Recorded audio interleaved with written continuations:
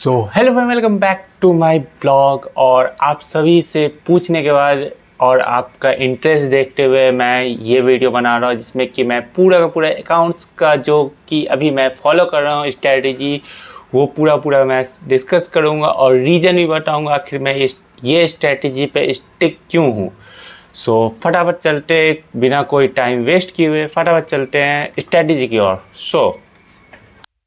So friend, यहाँ पे आप जैसे देख रहे होंगे कि ये एक सीट है जिसमें कि आपको हर एक अटैम्प्ट वाइज, जैसे कि यहाँ पे मई 24 का है, यहाँ सितंबर 24, यहाँ जनवरी 25, मई 25 और ये सितंबर 25 जो कि एक्सपेक्टेड है। ऐसा करके हम एक बनाए हुए हैं अपने लिए स्ट्रेटजी, जिसमें कि हर एक अटैम्प्ट में जो जो चैप्टर से आया है क्वेश्चन वो सब लिखे हैं। जैसे कि मई 24 में आपको AS16 आया है और AS2 है क्वेश्चन नंबर 1 में। यहाँ पे साइड में क्वेश्चन नंबर लिखा हुआ है जिसमें कि A और B में क्या आया है। इसमें एक कॉमन चीज़ हम देखें हैं जिसमें कि जैसे कि क्वेश्चन नंबर 2 का A है वो 14 नंबर का रहता ही रहता है, जिसमें कि पहली बार जो आया था मई 24 में वो इंटरनल रिकन्स्ट्रक्शन।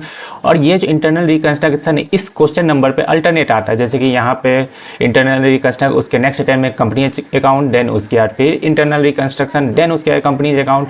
और इस बार मेरा एक्सपेक्टेशन, देखिए ये मेरा स्ट्रेटेजी है, इसको हम फॉलो कर रहे हैं और इसका लॉजिक भी है कि ये अल्टरनेट आ रहा है। अब ऐसा तो मतलब कि इतना भी गंदा किस्मत नहीं है कि हाँ इस बार कुछ चेंज होगा, ऐसा ICAI चेंज कर देगा। चेंज ये कर सकता है कि जो कभी पूछा नहीं गया होगा AS, उसको भी हम नोट डाउन किए हुए नीचे में, तो वो दे सकता है। सो क्वेश्चन पैटर्न कुछ ऐसा है कि इस बार मेरे हिसाब से चांस है कि इंटरनल रिकंस्ट्रक्शन देखने को मिल सकता है इस अटेम्प्ट में। और रही बात क्वेश्चन नंबर 1 की, तो क्वेश्चन नंबर 1 में पहले अटेम्प्ट में AS16 AS2 का बंडल आया था, उसके बाद फिर AS26 और AS15 और उसके AS22, मतलब कि इसमें था आपको 4, 5, 4 ऐसे कुछ नंबरिंग था, जिसमें कि 4 नंबर का पहला पार्ट, 5 नंबर का सेकंड पार्ट और फिर 4 नंबर का सेकंड पार्ट, ऐसा थर्ड पार्ट। ऐसा करके ये क्वेश्चन नंबर 1 में आपको ये AS सब देखने को मिला था। जनवरी 25 में ये सब AS था और मई 25 जो रिसेंट अटेम्प्ट है ये सब मिला था। और हाँ, एक और चीज़ इसमें नोटिस किए हैं कि जो भी अटेम्प्ट है ना, उसका जो नेक्स्ट अटेम्प्ट होता है उसमें डिस्क्रिप्टिव पार्ट में, खासकर जो पिछला अटेम्प्ट जो AS आ गया रहता है उसको रिपीट नहीं होता। जैसे कि आप चेक कर सकते हैं, आप अपना ICAI की वेबसाइट पे जाके पास्ट ईयर का पेपर भी देख सकते हैं, जिसमें कि आप देख सकते हैं यहाँ पे जनवरी 25 में क्या सब आया था। AS20 आया था, AS19 आया था, 15 आया था, 29 आया था और ये सब तो मेन है। उसके बाद फिर AS18 आया था, ये जनवरी 25 का बात कर रहे हैं। और वही देख सकते हैं अभी का जस्ट रिसेंट अटेम्प्ट, जिसमें कि मई 25 में पिछला जो भी AS आया था वो रिपीट नहीं हुआ है। जैसे कि AS10 आया था क्वेश्चन नंबर 1 में, AS13 आया था, उसके बाद फिर आपको ये तो रहता है फिक्स, AS3 जो वो फिक्स रहता है। नीचे हम बताएंगे आगे जाके कि कौन सा फिक्स चैप्टर भी आता है जो कि आना ही आना है। AS25 रहता है, ये भी रिसेंट अटेम्प्ट में नहीं आया था।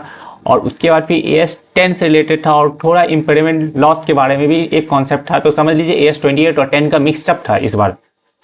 सो बेसिक मेरा ये कहना है कि जो भी AS पूछा जा रहा है डिस्क्रिप्टिव में, जो कि पास्ट अटेम्प्ट में नहीं आया है वो सब चीज पूछा जा रहा है। जैसे कि अगर आपको मई 25 में एक लॉजिक समझ सकते हैं कि मई 25 में जो डिस्क्रिप्टिव में AS आया था वो सितंबर 25 में आपको देखने को नहीं मिल सकता है। 100% श्योर तो नहीं, लेकिन 99.99% श्योर है कि इस बार सितंबर 25 में जो है वो सब AS देखने को नहीं मिलेगा। तो क्या देखने को मिलेगा, तो मेरे हिसाब से AS19 आ सकता है, क्योंकि पास्ट जो AS19 का जो ट्रेंड है वो भी जैसे same to same internal reconstruction के साथ आता है। जैसे कि मई 24 में पहले आया था AS19 इंटरनल रिकंस्ट्रक्शन, देन उसके जैन 25 में आया था AS19 इंटरनल रिकंस्ट्रक्शन, देन एक अटेम्प्ट को स्किप करके आ सकता है। और AS26 ये रेयर चांस है कि AS19 के बजाय AS26 ये दोनों सफल हो सकते हैं, ये दोनों आ सकते हैं। AS15 का भी वही ट्रेंड है, अल्टरनेट आता है, जैसे कि एक अटेम्प्ट स्किप करता है तो 2 अटेम्प्ट में आता है, एक अटेम्प्ट फिर स्किप करेगा फिर 2 अटेम्प्ट में आएगा। तो ऐसा लॉजिक करके यहाँ पे AS15 2 अटेम्प्ट में आया है। मई 25 में आपको AS15 देखने को नहीं मिला था, सो AS15 आ सकता है यहाँ पे।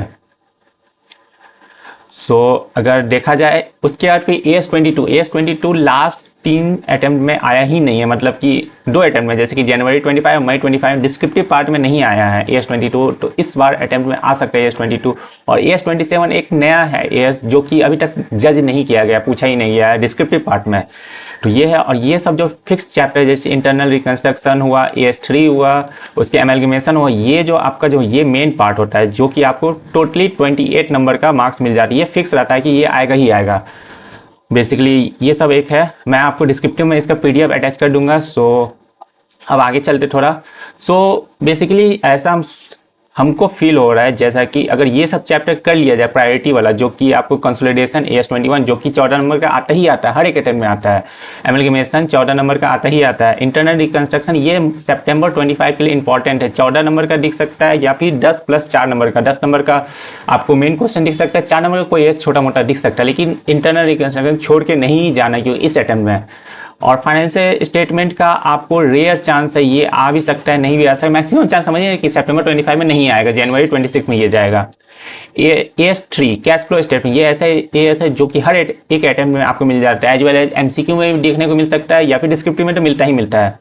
सो ये 7 नंबर का आप देख लीजिए। और बायबैक का जो प्रैक्टिकल क्वेश्चन है, जो कि आपको रिसोर्स टेस्ट वगैरह सब है, या फिर आपको अगर फाइनेंशियल स्टेटमेंट पूछना हुआ ICAI को तो बायबैक का 3-4 एंट्री दे दिया जाएगा, उससे बोला जाएगा आपको बैलेंस शीट बनाना, तो उसको एक ही क्वेश्चन में 2 मतलब कि टॉपिक का आपको जजमेंट हो सकता है, जैसे कि फाइनेंशियल स्टेटमेंट से आपको बैलेंस शीट बनवा लिया जाएगा, और बायबैक का चांस है कि 14 नंबर का दिख सकते हैं। बहुत मतलब कि बहुत लास्ट अटेम्प्ट बहुत कब है, जब आपका सिलेबस चेंज हुआ था मई 24 में, उससे पहले आता था ये 14 नंबर, उसके बाद से ये दिखा ही नहीं 14 नंबर, तो मे भी आ सकता है।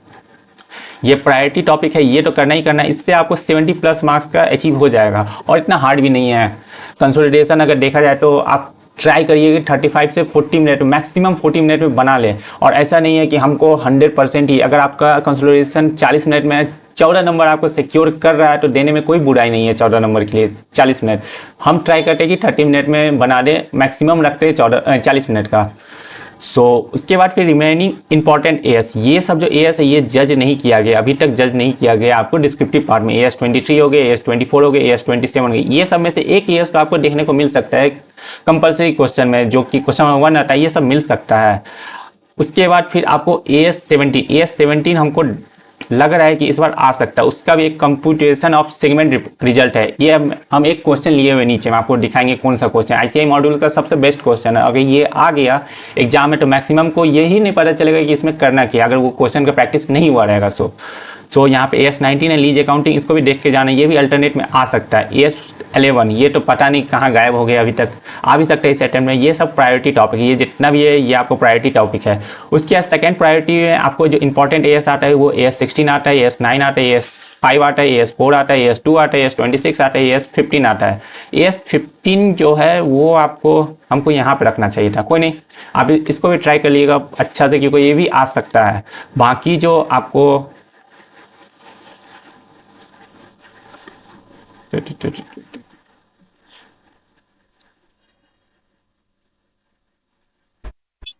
बाकी आपको AS12 जो है वो भी देखने को मिल सकता है, क्योंकि ये MCQ में आ जाता है, तो आपको इसको भी करके जाना चाहिए। AS7 हुआ, ये भी कर लेना चाहिए। बाकी जो रेयर चांस है कि आपका एकदम किस्मत पूरा खराब ही रहा, आपका मेरा भी किस्मत खराब ही रहा, तब ये आपको देखने को मिल सकता है, लेकिन 99.99% ये चांस है कि ये वाला जो AS सब है ये सब आपको देखने को नहीं मिलेगा इस बार अटेम्प्ट में, सितंबर 25 में, जो कि आप गौर से देख सकते हैं क्या सब है। AS10 है, AS13 है, AS25 है, AS28 है। कुछ इंडेक्सेशन, ये आकाश सर का बुक का इंडेक्सेशन है, इसमें आपको बेसिकली ये जानना है कि ये सब इतना सारा AS है, तो ये सब का प्रिपरेशन जल्दी से जल्दी कैसे किया जाए। फ्रेमवर्क वगैरह सब ये सब तो आपको सिंपल है। डिस्क्लोजर आप इसका रिवीजन वीडियो देख सकते हैं। इन्वेंट्री अगर आप करिएगा तो AS10 के साथ, AS10 लास्ट डेट में पूछ दिया गया, लेकिन इन्वेंट्री का क्वेश्चन ईजी आता है। AS4 भी आप देख सकते हैं रिवीजन वीडियो के साथ, इस सब पे ज़्यादा टाइम नहीं लगाना है। AS4 हुआ, AS5 हुआ, AS7 हुआ, इसका जनरल एंट्री देख लेना है बस। रेवेन्यू रिकॉग्निशन एक बार पढ़िएगा चैप्टर, 1 से 2 क्वेश्चन प्रैक्टिस कर लिए तो बहुत है, इनफ है रेवेन्यू रिकॉग्निशन के लिए। AS10 ये नहीं आ सकता इस अटेम्प्ट में, मेरे हिसाब से आप कंसीडर कर सकते हैं, बाकी मेरे हिसाब से तो नहीं आ सकती, क्योंकि लास्ट रिसेंट अटेम्प्ट में इसका 14 नंबर का क्वेश्चन दिख गया था। तो ऐसा तो है कि ICAI एक ही क्वेश्चन का ICAI को पूछने के लिए एडवांस अकाउंट में खासकर बहुत सारा चीज़ है, बहुत सारा कंटेंट है, नहीं आ सकते। AS10 AS11 आप देख लीजिएगा, बहुत सिंपल चैप्टर है, इसमें आपको चेंज करना है। अगर ब्रांच में अगर आप क्वेश्चन नंबर 6 छोड़ के जा रहे हैं मतलब कि ब्रांच अकाउंटिंग नहीं कर रहे तो आपको AS11 नहीं करना चाहिए, क्योंकि उसी के साथ पूछ सकता है। बाकी इसका अलग से क्वेश्चन 3 से 4 नंबर आपको कन्वर्जन करने के लिए पूछ सकता है। AS12 ये बहुत ईजी है, आप रिवीजन वीडियो देख सकते हैं, मतलब 1 से 1.5 घंटा का कोई भी टीचर का आप देख सकते हैं। इन्वेस्टमेंट अकाउंटिंग ये रिसेंट में पूछ चुका था, ये नहीं आ सकता है, ज़्यादा से ज़्यादा चांस है। एम्प्लॉय कॉस्टिंग ये थोड़ा अगर आपको टफ लगेगा तो एक टॉपिक इसको रिस्क पे लेके छोड़ के जा सकते हैं, लेकिन अभी भी 1.5 महीना, तो आपका 3 से 4 वीडियो अगर देख लीजिएगा इसका अच्छा से, और बेसिक ऊपर देखना है, ज़्यादा इसमें माथा नहीं लगाना है। अगर आया भी तो 4 नंबर का आएगा या फिर मैक्सिमम 5 नंबर का आएगा, तो उतना रिस्क लेके जा सकते हैं। उसके बाद फिर आपका बोरोइंग कॉस्ट थोड़ा सा उसका कैलकुलेशन है, सेगमेंट रिपोर्टिंग को रीड करना है, सिंपल रीडिंग से काम चल जाएगा। रिलेटेड पार्टी, इसका आपको रिलेटेड पार्टी में भी आपको 3 से 4 पॉइंट है, आपको जैसे ऑडिट में आता है रिलेटेड पार्टी वही सेम है। उसके बाद लीज अकाउंटिंग, इसका थोड़ा कैलकुलेशन देखना, आ भी सकता नहीं भी आ सकता। EPS नहीं आ सकता है मेन क्वेश्चन में, डिस्क्रिप्टिव का बात कर रहे हैं ये सब, ये तो भाई मेन है, ये 14 नंबर का तो आएगा ही आएगा। और ये इसके साथ साथ AS14 भी मेन है, AS13 इसमें नहीं है, सॉरी। AS22 आप देख सकते हैं, ये या तो इस बार आपको डिस्क्रिप्टिव में देखने को मिल सकता है। उसके बाद फिर इन्वेस्टमेंट अकाउंटिंग ये नहीं आ सकता है। उसके बाद AS24, 23 अभी ऊपर में बताए थे ना, ऊपर में जस्ट AS23, 24, 27 ये सब जो AS है इसको 100% देख के ही जाना है, क्योंकि ये लास्ट अटेम्प्ट में आया ही नहीं है आपको डिस्क्रिप्टिव में, तो इस बार आ सकता है। हाँ, आपको बता रहे थे सेगमेंट रिपोर्टिंग का एक RTP नवंबर 18 का क्वेश्चन है, ठीक है। आप अगर गूगल पे सर्च करिएगा या फिर ये PDF हम आपको अटैच करके दे देंगे। आप इसमें देखिएगा, सेगमेंट रिपोर्टिंग एक यूनिक क्वेश्चन है, ये ऐसा कुछ है सेगमेंट रिपोर्टिंग, इसका जो सॉल्यूशन देखिएगा ये पूरा पेज का सॉल्यूशन है। और ये अगर आपको पूछ लिया कंपलसरी क्वेश्चन तो मैक्सिमम आपको 5 नंबर का पूछेगा। एक बार आप इसको प्रैक्टिस कर सकते हैं, अगर प्रैक्टिस नहीं किया रहेगा तो प्रॉब्लम हो जाएगा।